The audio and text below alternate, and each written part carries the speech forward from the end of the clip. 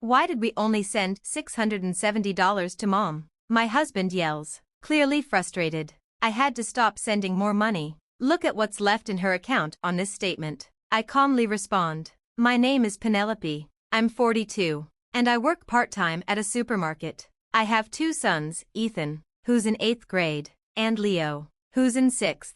Asher, my husband, is 43. His mother, my mother-in-law, is 67 and has been living alone since Asher's father passed away. She gets a pension, but it's not much. When my father-in-law died, we talked about it. He raised Asher, and I feel indebted to him. We agreed I'd send her $335 a month as a way of helping her out, figuring she might need more support in the future.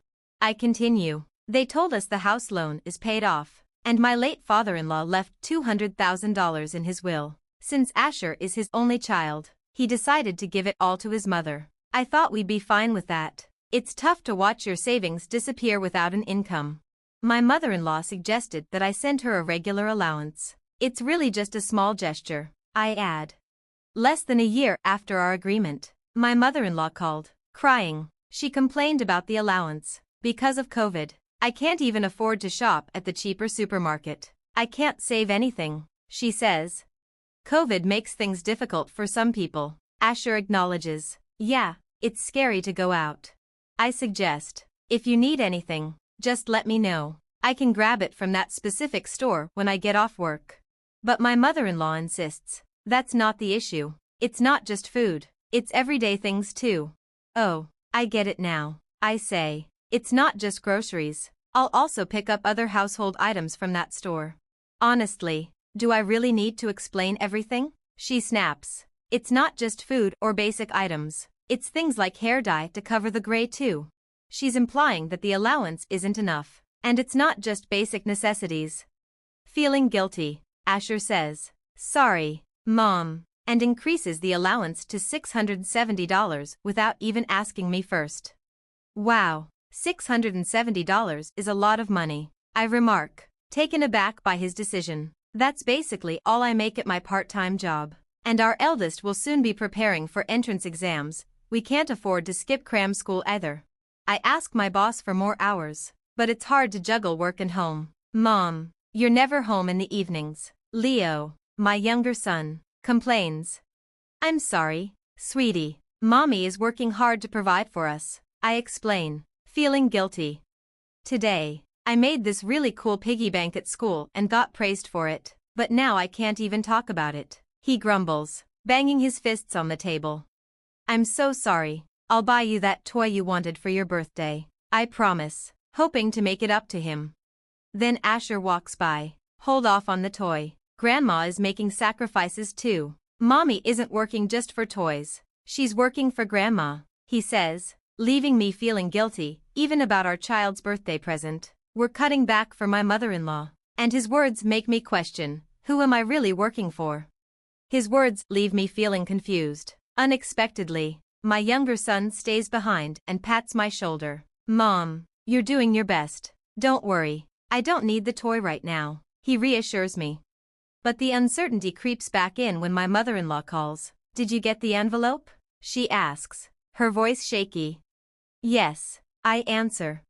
You can probably guess what happened next. Later that day, I open an envelope from my mother-in-law, finding a bank statement inside. I quickly check the balance and am taken aback. $6? It's under $10 now. Do you see this? My mother-in-law seems to know I've seen the statement. Her voice cracks with tears as she continues. With prices going up, I can't even pay the electricity or gas bills anymore. I try to keep calm while reviewing the statement. Enough. You always tell me what to do, but this constant complaining isn't helping. The solutions you suggest, like running errands for groceries or household items, are just not working. That's why I called. She sobs. Asher, are you there? Can you take over for me? Asher, who had already been listening, takes the phone from me. Yeah, he says, but then exclaims, oh no. He continues, letting her use up the entire inheritance until the balance is under $10. I'm sorry, this is truly a misfortune for my humble parents. Yes, I understand. Starting next month, if I send $2,000 a month, Will that work? He says suddenly. What, $2,000? How could the allowance be that much? I stand there, stunned by the figure.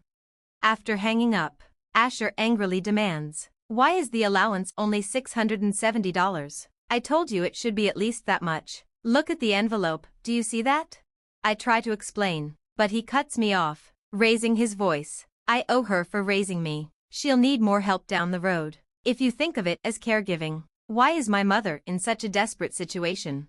I've reached my breaking point. Even the $335 allowance was tough. I thought raising it to $670 was a reasonable step. I worked harder at my part-time job to make ends meet, cooking more affordable meals, and managing the household as best I could. But it still wasn't enough, and there were sacrifices. I did it for my children, just like everything else.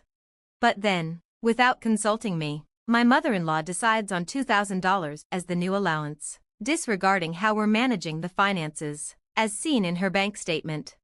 Enough, I snap. I'm doing this for my sons, not for my mother-in-law. Asher mocks me. What's this? Are you getting defensive now? I'm done being pushed around. After seeing that bank statement, I can't accept the outrageous $2,000 allowance suggestion. I've had enough of a son who blindly supports a money-hungry mother and grandmother. People who can't prioritize our family shouldn't be in our lives. Get out, I shout, pushing Asher toward the door. If you want to support your mother so badly, go live with her. Go to hell together.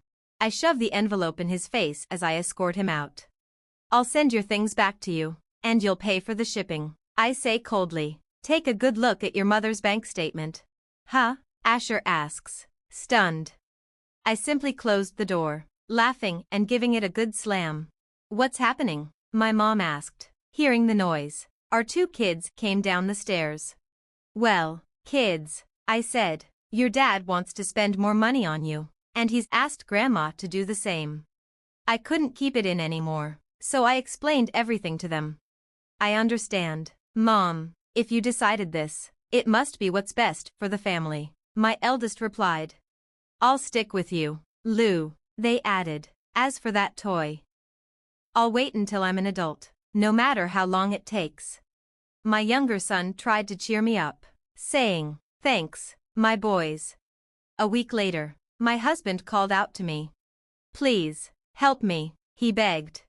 What for? I replied coldly. Can you at least hear me out? He pleaded. I know what you meant when you mentioned the statement, he stammered. I can't believe I'm just now understanding what that means. He kept going, clinging to his words. I had to fight back laughter over the phone. I can't believe you trusted your mother blindly, and now you're suggesting such a ridiculous proposal. You seriously want to get back together now? You don't even realize how clueless you are. You always question things without seeing your own indecisiveness. You pull others into your mess and act surprised when it's pointed out. I said. Well, I guess one last conversation wouldn't hurt. I need to say a few things in person. It's important for the kids, and we need closure, he said. I agreed to meet him at our house.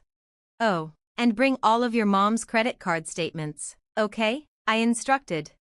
My husband and mother-in-law arrived, both clearly a mess. I feared this meeting would be a disaster.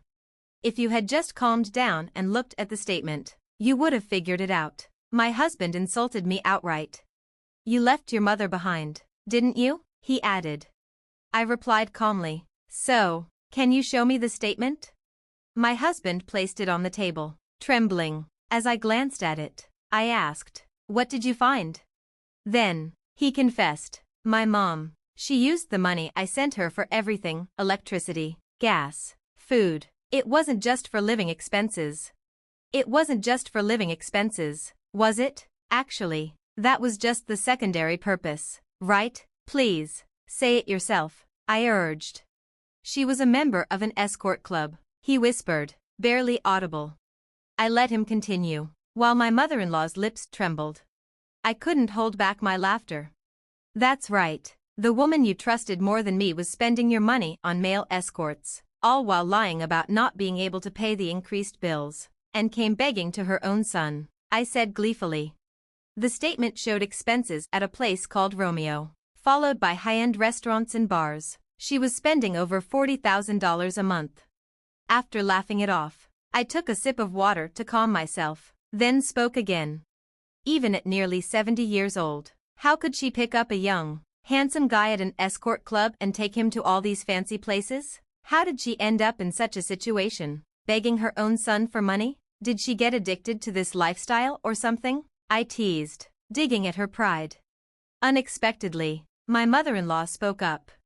He told me he loves the princess who gives him an allowance. He even brings me gifts. This made me spit out my drink in surprise.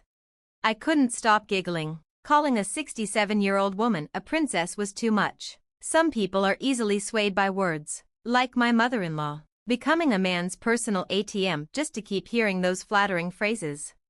I took another sip of water.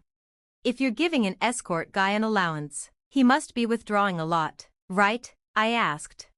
It wasn't my mother-in-law who reacted, but my husband, who visibly shuddered. I placed a business card on the table. I had a great time meeting you today. Love you. Please request me again. I read aloud.